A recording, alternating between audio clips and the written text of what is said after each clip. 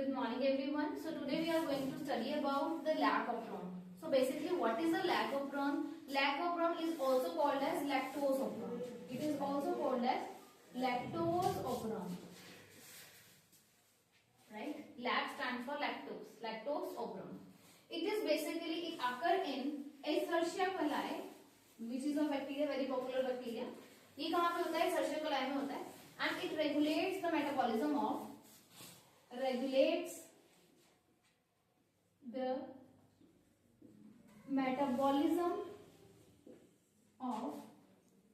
Lactose.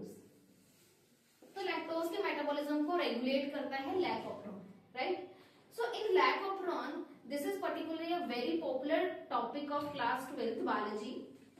इसमें एक question पक्का आता है बोर्ड में, राइट? और इसमें दो केसेस होते हैं, case 1 and case 2. So basically lac operon में होता क्या है? पिपोज़ाया, राइट? PIPOZYA मींस PI and ZYA. So basically what is pipoज़ाया?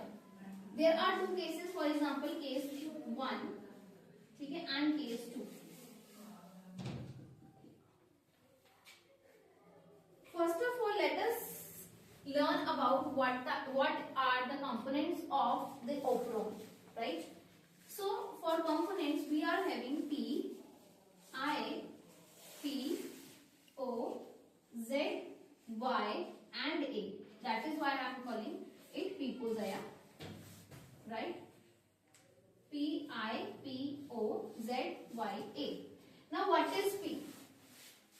P is promoter, I is regulatory gene, O is operator and ZYA, these are structural genes. These are called as the structural genes.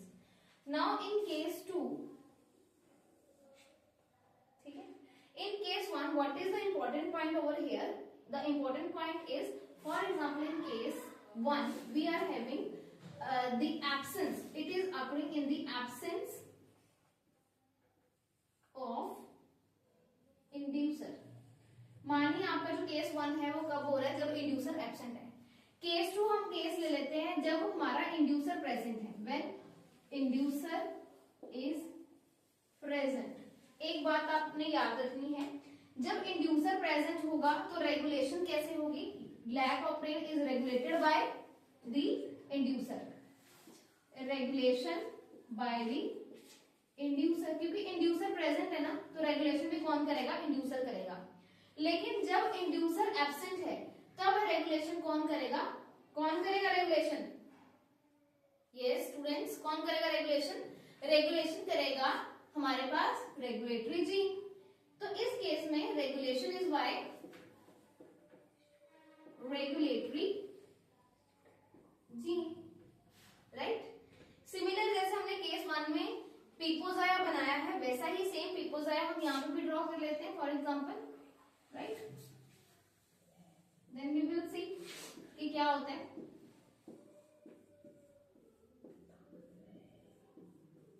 ठीक है, पिपोज़ाया यहाँ पे भी है, यहाँ पे भी. होता क्या है, यहाँ पे हमारे पास जो बेसिकली हमारे पास आई है, that is a regulatory gene और repressor gene, we can also say that. ये जो है हमारे पास रिप्रेसर प्रोटीन बनाती है. सबसे पहले रिप्रेसर आरएनए बनाएगा, फिर रिप्रेसर प्रोटीन बनेगा. ये जो रिप्रेसर प्रोटीन है basically it binds at operator. ये कहां पे बाइंड कर जाता है? ऑपरेटर पे बाइंड कर जाता है. जैसे कि ये ऑपरेटर पे बाइंड करता है, अब हमारे पास ना एक चीज होती है जिसको हम बोलते हैं आरएनए पॉलीमरेज. फॉर एग्जाम्पल हम यहाँ पे बना लेते हैं आरएनए पॉलीमरेज. ये एक एंजाइम है और ये सैड है. ये सैड क्यों है? क्योंकि it is unable to bind with the promoter. अब ये प्रमोटर के साथ बाइंड नहीं हो पाया. जब बाइंड नहीं हो पाया then it is unable to bind with the promoter. Then there will be no transcription and there will be no translation. ना तो यहाँ पे ट्रांसक्रिप्शन होगी, ना तो यहाँ पे ट्रांसलेशन होगी. तो इस तरह के मैकेनिज्म को हम क्या बोलेंगे? स्विच ऑफ मैकेनिज्म, या फिर बोर्ड्स में कई बार नेगेटिव रेगुलेशन पूछा जाता है, तो जब कभी regulation by the regulatory gene होगी उसको हम क्या बोलेंगे, नेगेटिव रेगुलेशन। तो this is basically what, negative regulation, right, negative regulation. Now coming to the second case, here we know that the inducer is present and the regulation is by the inducer. अब अगर inducer present है तो क्या होगा, कई बच्चे बहुत common गलती करते हैं, वो आए सोच के ना कि यहाँ पे आए है तो इसको ही इंड्यूसर मान लेते हैं, ये इंड्यूसर नहीं है, ये हमारे पास रेगुलेटरी जीन है, ठीक है, जिसने हमारे पास रेगुलेटरी या रिप्रेसर प्रोटीन बनाना है। तो सिमिलर प्रोसेस होगा, यहाँ पे हमारे पास रिप्रेसर, हमारे पास आरएनए बनेगा, देन सिमिलरली यहाँ पे हमारे पास रिप्रेसर क्या बनेगा, प्रोटीन बनेगा या रेगुलेटरी प्रोटीन बनेगा।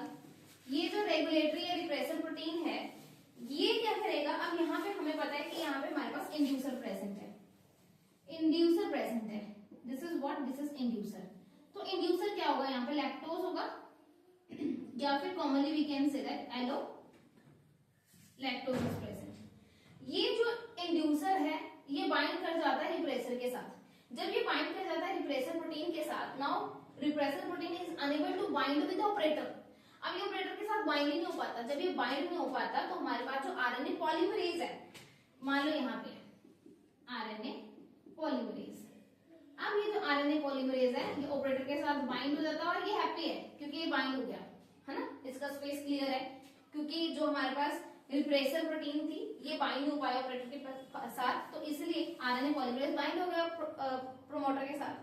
तो हमारे पास जो रेगुलेटरी जीन्स होती हैं, ठीक है, या स्ट्रक्चरल जीन्स हैं, basically these are the structural genes, yes, Z, Y and E।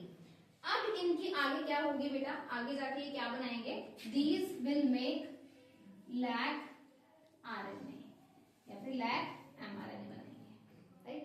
अब ये जो लैक mRNA यहाँ पे क्या हुआ होगा, ट्रांसक्रिप्शन हुआ होगा, ट्रांसक्रिप्शन हुआ होगा, तभी तो लैक आपके पास क्या बना है, mRNA बना है।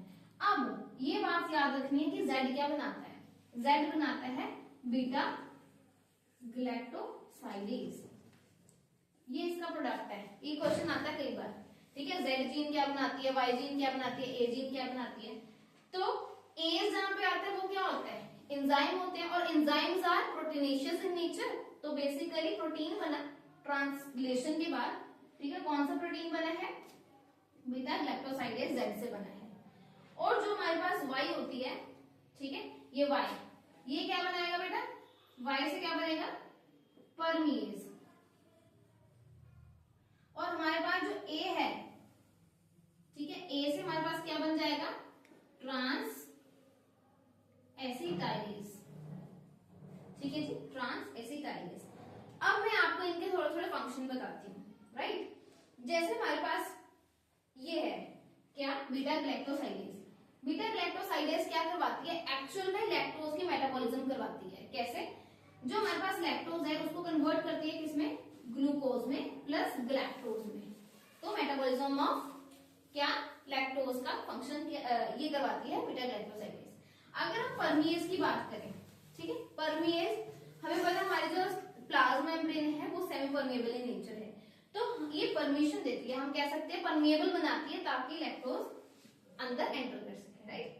फिर ट्रांस एसिटाइलेज जो ए बनाती है, ये क्या करवाती है, it helps in the positive regulation of the translation.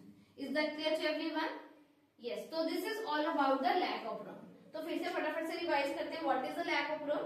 हाँ जी, तो लैकोप्रोन क्या है, सबसे पहले तो लैकोप्रोन को लैक्टोसोप्रोन बोला जाता है, राइट। देन कहाँ पे होता है, ये एसेंशियल कोलाइल में होता है, क्यों होता है, for regulation of the lactose metabolism. दो केसेस है हमारे पास, एक हमारे पास केस 1, एक हमारे पास केस 2।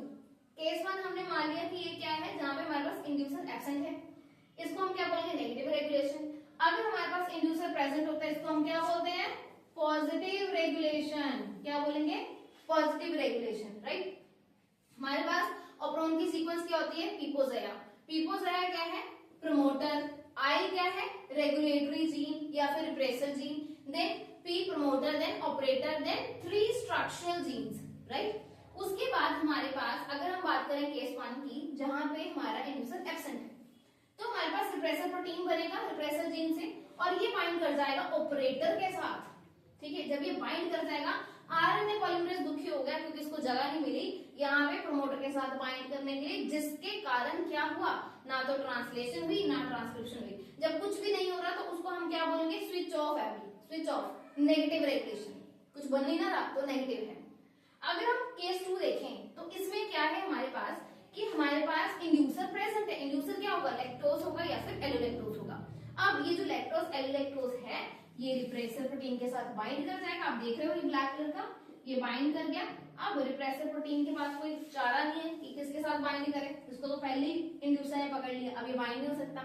यहाँ पे खुली स्पेस है आरएनए पॉलीमरेज के पास, इसलिए ये थोड़ा सा हैप्पी दिख रहा है आपको, वेरी हैप्पी।